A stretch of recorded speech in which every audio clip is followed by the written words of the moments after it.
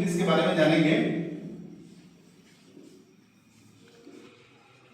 Syllabus of English. जब बात अभी हम जस्ट आपको बोले हैं कि अगर हमें गोल का पता ना हो तो क्या होगा। जैसे एग्जांपल मैंने दिया मधुबनी का कि मुझे मधुबनी जाना है और मधुबनी का रास्ता पता है और न दिशा पता है कि किस डायरेक्शन में मधुबनी है और कहाँ पे मधुबनी है, तो आप घर से क्या करेंगे, निकलेंगे और खूब दौड़ेंगे, खूब मेहनत करेंगे, बाइक भी लेंगे, कार भी लेंगे, एरोप्लेन भी ले लेंगे, लेकिन आप मधुबनी नहीं पहुंच पाएंगे। इसका कारण क्या है? ट्रैक गलत। हाँ, गलत ट्रैक आपने पकड़ लिया। यानी कि जो आप जब घर से निकले उसी समय आपका दिशा यानी कि जिसको हम डायरेक्शन कहते हैं और जो हमारा जो पाथ रास्ता वही गलत पकड़ लिए। तो जब गलत पकड़ लिए तो क्या हुआ, वो गोल जहां हमको पहुंचना है वो गोल पे हम नहीं पहुंच पाए। इसका ये कारण है कि जब हम कुछ भी पढ़ने जाते हैं, कोचिंग जाते हैं, ट्यूशन जाते हैं, स्कूल जाते हैं, कॉलेजेस जाते हैं, हम क्या किया, बैग उठाया, झोला उठाया, चल दिए, पहुंच गए, कोचिंग में पहुंच गए, सर जो पढ़ाए पढ़ लिए, घर आए, फिर झोला रख दिए, फिर कल होकर झोला उठाया, फिर पहुंच गए, फिर जो पढ़ाए आम इंग्लिश जो भी पढ़ाए आप पढ़ लिए, वो गलत पढ़ा दे सही पढ़ा दे आप जय जय, क्योंकि आप उस सब्जेक्ट के बारे में नहीं जानना है। तो सबसे पहले आप जो भी सब्जेक्ट पढ़ने, जैसे आज आप लोग स्पोकन इंग्लिश के लिए आए हैं, इंग्लिश ग्रामर के लिए आए हैं, इंग्लिश पढ़ने के लिए आए हैं, तो सबसे पहले आपको पता होना चाहिए कि इंग्लिश में हमको पढ़ना है क्या क्या चीज है क्या। तो आज हम लोग सिलेबस ऑफ इंग्लिश के बारे में बात करेंगे कि लैंग्वेज। जब हम बात करते हैं लैंग्वेज की, लैंग्वेज कितने प्रकार के होते हैं। अब लैंग्वेज कहने का मतलब है, लैंग्वेज तो दुनिया में जो भाषाएं जो है वो बहुत बोली जाती है विभिन्न प्रकार की, लेकिन जब हम बात करते हैं कि अपने थॉट्स को, अपने व्यू को हम एक दूसरे से किस प्रकार शेयर करते हैं, एक दूसरे से कैसे साझा करते हैं और वो कितना मीडियम है यानी कि माध्यम है, तो वो मेनली 3 प्रकार के लैंग्वेज होते हैं। यानी 3 प्रकार से हम क्या कर सकते हैं, अपनी थॉट्स को, अपनी भावनाओं को हम व्यक्त कर सकते हैं। तो जब हम बात करते हैं लैंग्वेज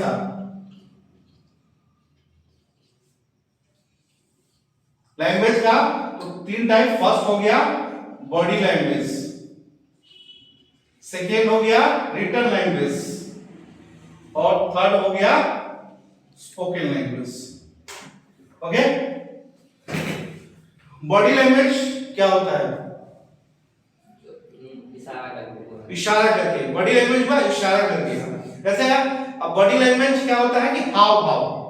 अब बॉडी लैंग्वेज का एग्जांपल लेना है तो समझ लो कि आप पेपर देने जाते हैं, अपने स्कूल का एग्जाम देने, 10th का एग्जाम या इंटर का या ग्रेजुएशन का एग्जाम देने जाते हैं और पेपर आपका अच्छा नहीं जाता है, पेपर आपका अच्छा नहीं जाता है और आप जब एग्जाम हॉल से आप बाहर निकलते हैं, आपके पेरेंट्स वहां रहते हैं या दोस्त वहां रहते हैं, आपको देखकर ही समझ जाते हैं कि आपका पेपर अच्छा नहीं गया।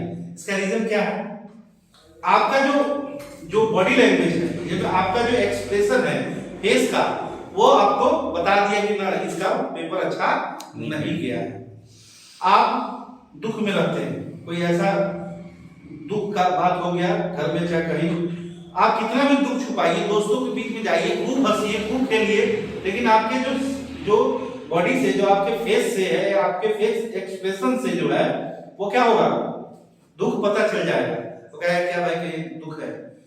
और कोई खुशी है, खुशी मिल गई, कुछ ऐसा अचीवमेंट आपने अचीव कर लिया और क्या हुआ, अब दोस्तों अरे बताएंगे दोस्त सब पार्टी मांगे ना, होता है ना कि भाई सब पार्टी मांगे हैं, तो उसके चक्कर में आप चुप हो जाते हैं। लेकिन आप कितना भी छुपा लीजिए खुशी को, वो छुपेगा नहीं। क्या बात है, बात कुछ है भाई, है कि नहीं? इसका मतलब क्या है कि आपका जो बॉडी लैंग्वेज है वो एक्सप्रेस कर रहा है, बता रहा है। तो बॉडी लैंग्वेज, अब ये आप कैसे बॉडी लैंग्वेज को हम सीखे कैसे? एक जो डम होते हैं, जो गूंगे लोग होते हैं, उनका एक अलग पढ़ाई होता है, जो इशारों में जो हम बॉडी लैंग्वेज से बात कर लेते हैं वो सारा चीज। लेकिन हम लोग भी बात करते हैं। आप मूवी देखते हैं, उसमें देखिए बहुत सारे एक्टर है, एक्ट्रेस है, लेकिन जिसका बॉडी लैंग्वेज बहुत अच्छा होता है, यानी कि डायलॉग डिलीवरी जो अच्छा होता है, वो अपना फेस एक्सप्रेशन जिनका अच्छा होता है वो ज्यादा हिट कर जाते हैं, क्योंकि बॉडी लैंग्वेज बहुत कुछ बता देता है बिना बोले बिना लिखे। आप बहुत सारी बातों को वो एक्सप्लेन कर देता है। कौन? आपका बॉडी। आपका जो फेस एक्सप्रेशन है, बॉडी लैंग्वेज है, वो बहुत सारे बातों को बिना लिखे बोले एक्सप्रेस कर देता है। तो बॉडी लैंग्वेज हम सीखे कैसे भाई? अब ये सिखाएगा कौन? तो बॉडी लैंग्वेज सीखने का तरीका क्या है? आप अच्छे सोसाइटी को फॉलो करते हैं, आप अच्छी मूवी देखते हैं।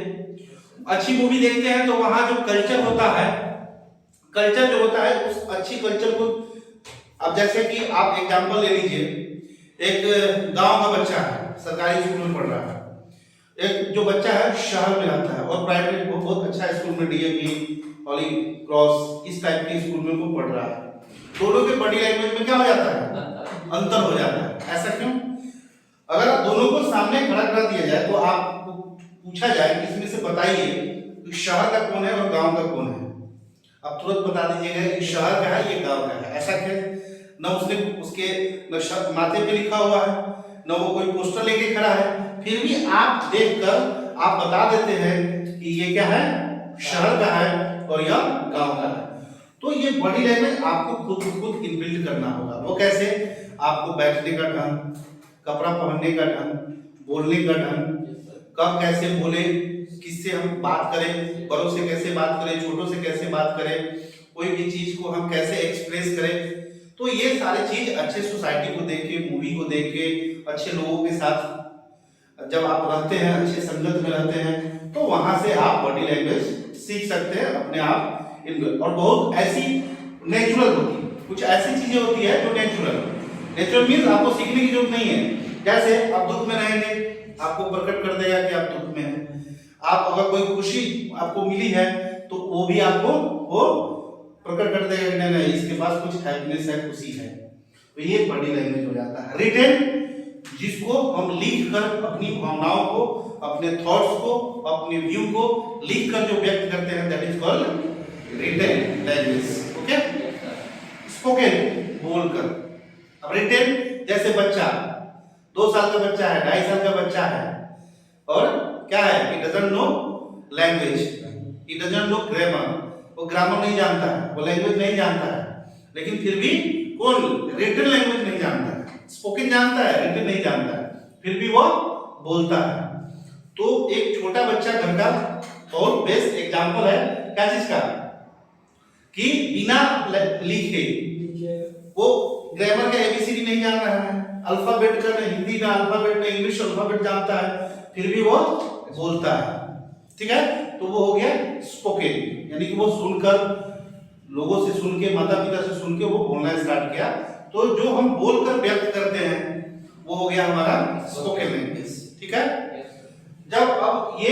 अब हम लोग जो बात करेंगे वो 2 लैंग्वेज के बारे में बात करेंगे, रिटन और स्पोकन। तो फर्स्ट में जैसे है, हम इसको रखते हैं और हम जब इंग्लिश लैंग्वेज की बात करते हैं,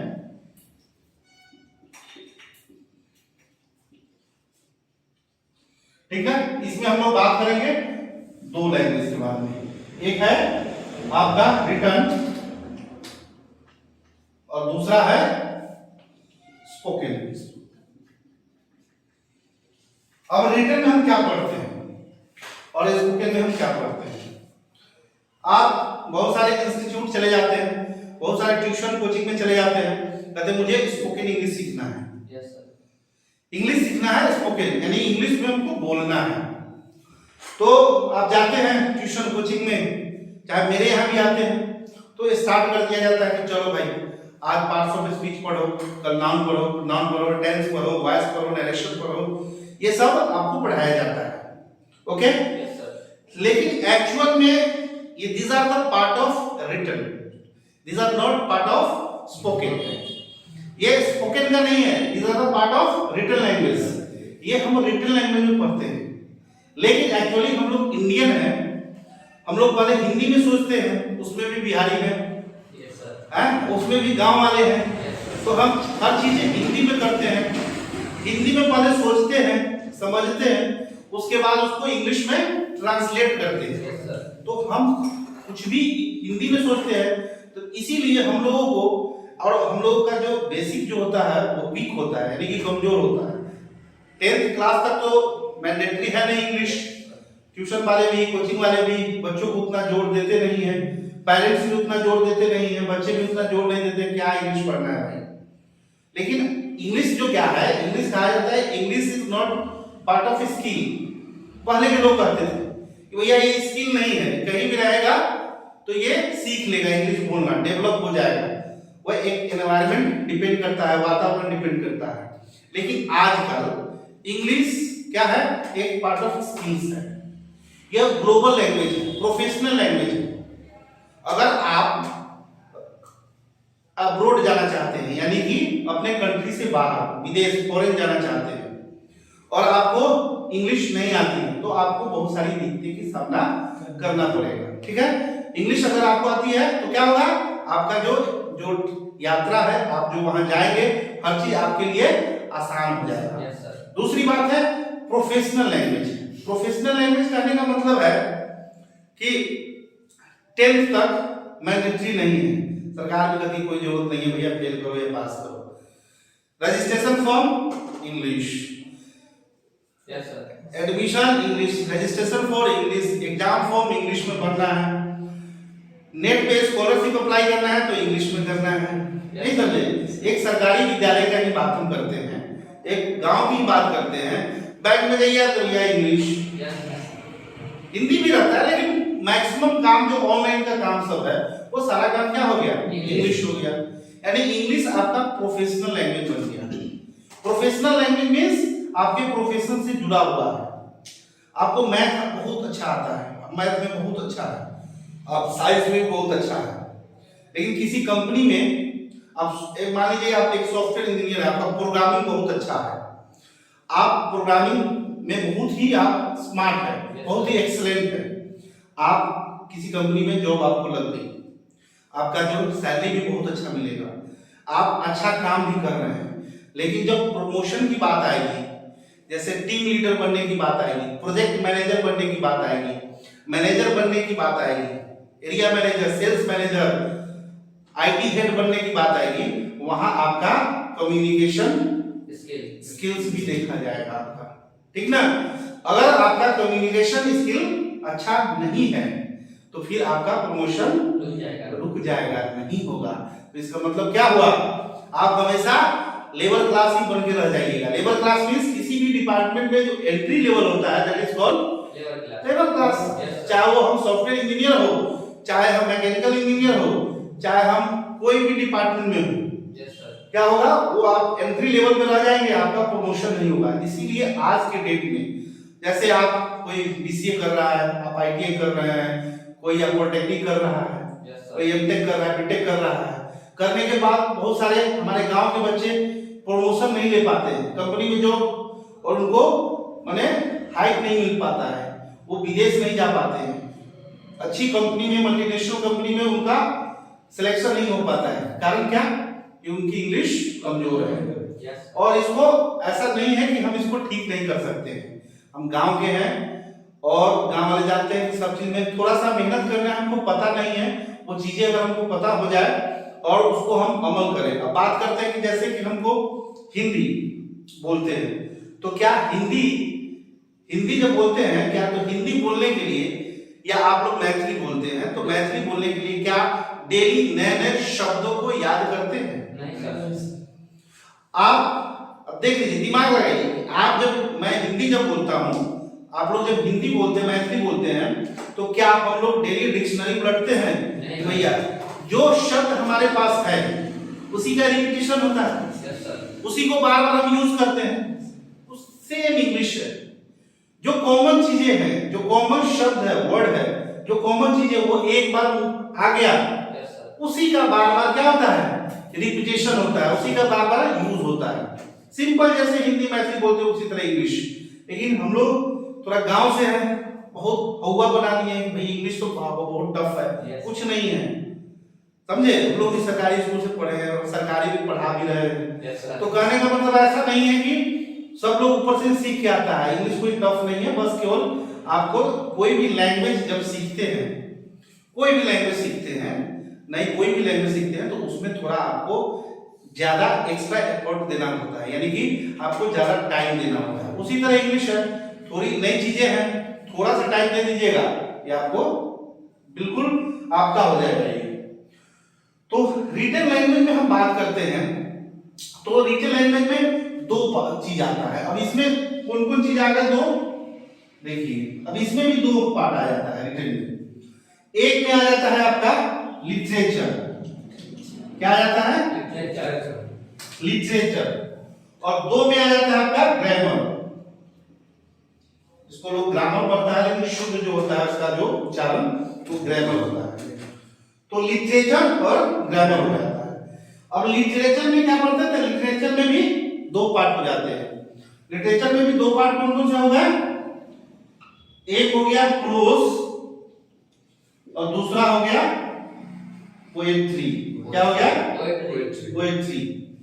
लिटरेचर में प्रोज और पोएट्री। जैसे आप 12th किए होंगे, कोई ग्रेजुएशन किया होगा, उसमें आप इंग्लिश ऑनर्स लिए होंगे या 12th में इंग्लिश रहा होगा, तो जो सिलेबस जो कहते हैं कि 12th का सिलेबस, तो जो अभी हम एक ओवरव्यू इंग्लिश में हम लोग को क्या पढ़ना है, तो पूरे इंग्लिश के सिलेबस की बात कर रहे हैं, लेकिन एक आपका जो बुक का सिलेबस कहते हैं कि बुक का क्या क्या सिलेबस है, तो बुक के सिलेबस में आपको प्रोज और पोएट्री तो आता है, यानी गद्य और पद्य, माने जो कहानी जो प्रोज हो गया और कविता जो पोएट्री वो पोएट्री हो गया, वो चीज पढ़ना है, वो आपको कहां पढ़ना है? लिटरेचर में।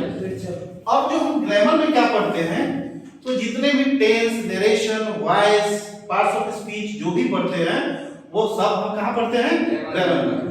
अब ग्रामर का जो पार्ट होता है उसमें जो है कि ग्रामर के जो ब्रांचेज होते हैं, ब्रांचेज ऑफ ग्रामर, ये जो हम लोग आगे पढ़ेंगे, ब्रांचेज ऑफ ब्रांचेज 5 ब्रांच होते हैं इसका, आप सुने भी होंगे। ऑर्थोग्राफी, ठीक ना? दूसरा में होती है एटिमोलॉजी, ठीक है? तीसरा होता है सिंटैक्स,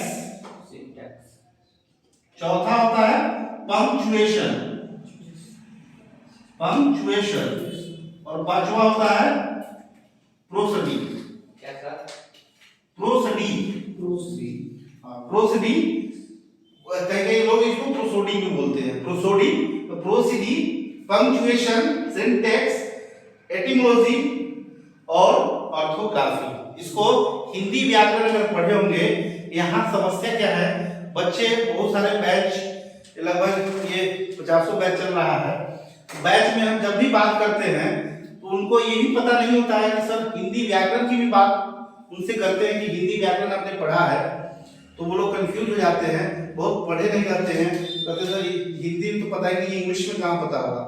आपने पढ़ा होगा कि व्याकरण के कितने भेद होते हैं, कितने प्रकार होते हैं, तो 5 प्रकार होते हैं: वर्ण विचार, शब्द विचार, चिन्ह विचार और ये वाक्य विचार और छंद विचार।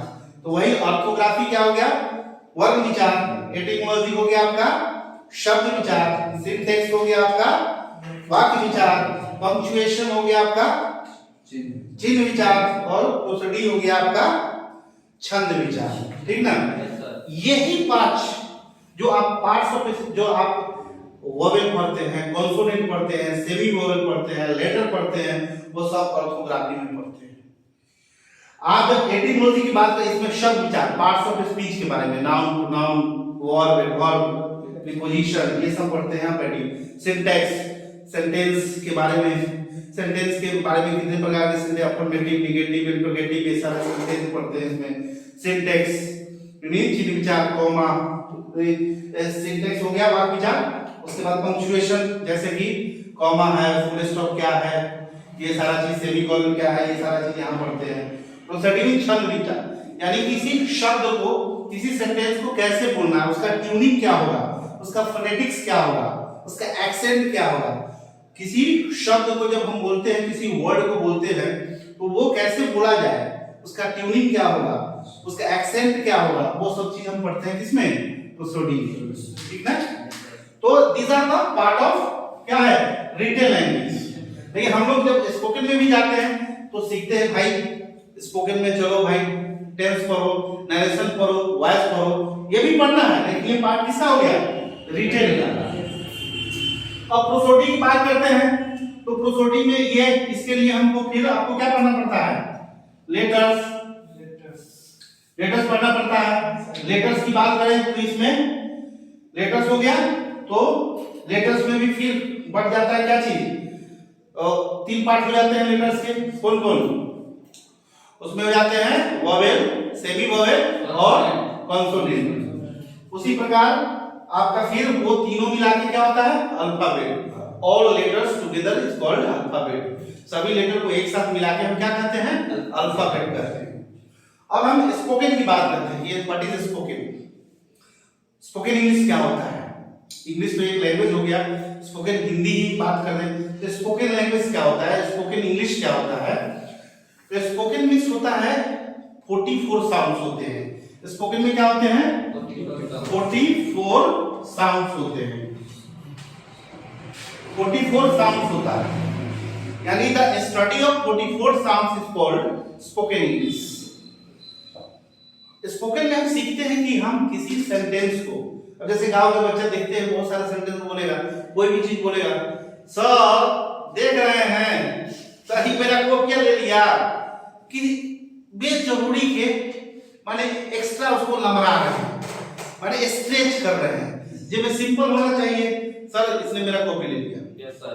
तो सेंटेंस को हम सही से नहीं बोल के उसको गलत सलत बोलते हैं। अब शब्द कहाँ, अब जैसे कल ही बात हम कर रहे थे कि जब भी से व होता है तो हम फिर भ क्यों बोलते हैं, भेरी बकरी बोलते रहते हैं, वेरी गुड, जिसमें वेरी होता है। Yes sir. वोट नहीं होता है, वोट होता है। तो वो सब कैसे हम सीखे, उसको हम बोलना कैसे सीखे। हम सेंटेंस को डायलॉग जो बोलते हैं, जो स्पोकन जो भी सेंटेंस बोलेंगे, लैंग्वेज बोलेंगे, उसका क्या ट्यूनिंग होना चाहिए, क्या फोनेटिक्स होना चाहिए, क्या एक्सेंट होना चाहिए, वो सारा चीज हम सीखते हैं किसमें स्पोकन में। स्पोकन अगर सिंपल सा है कि the study of 44 sound is called spoken, यानी कि 44 साउंड को सीखना ही स्पोकन। इसी में सारे चीज आ जाएंगे आपको। अब जब हम 44 साउंड्स की जब हम बात करते हैं तो 44 साउंड्स जो है वो बटा हुआ है कैसे, तीन पार्ट में। एक में है आपका वोवेल, ठीक है, वोवेल हो गया, ये हो गया 20। दूसरा हो गया सेमी वोवेल, ये हो गया 2, और तीसरा हो गया कॉन्सोनेंट। 2 इधर निकल गया तो एक्चुअली होता है 24, लेकिन 2 इधर हम छाड़ दिए तो इसको क्या होगा 22 हो गया, ठीक ना। 22 और 2 24, 20, 44, ठीक है ना। अब जो ये वोवेल है आपका, ये सब पगला गए हैं क्या कि हमने तो वोवेल तो 5 को पढ़ा, यस सर। आप तो सब 20 पढ़ा रहे हैं, हम तो पी के नहीं आ गए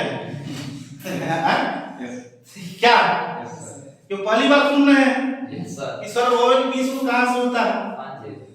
ठीक ना। अब 5 को आपने पढ़ा है, अब आप जोर लगाइए अपने दिमाग में कि भैया 5 को जो पढ़े हैं वो कहां पढ़े हैं।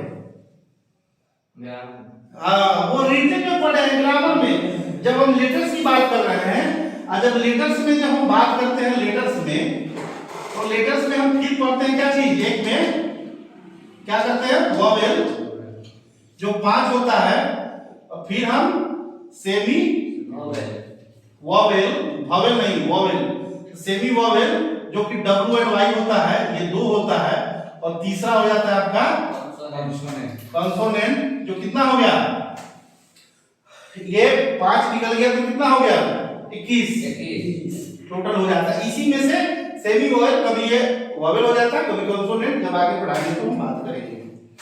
तो यहाँ ये हमने पढ़ा रिटन में, इसका जो पार्ट है यहां से आया, ये पार्ट आया रिटन का पार्ट आया, ठीक ना। लेकिन हम अभी क्या बात कर रहे हैं स्पोकन का। स्पोकन का बात करेंगे, स्पोकन में वोवेल 20 होता है, ठीक है। Yes sir. अब ध्यान रहेगा ना?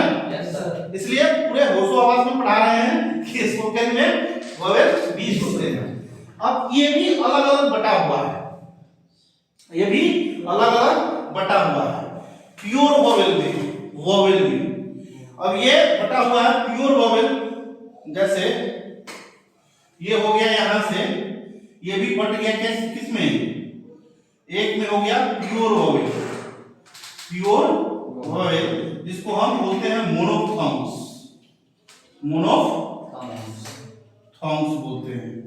और दूसरा हो जाता है, ये हो जाता है 12, और दूसरा होता है डिप्थॉन्ग्स, एक और ट्रिप्थॉन्ग्स भी होता है।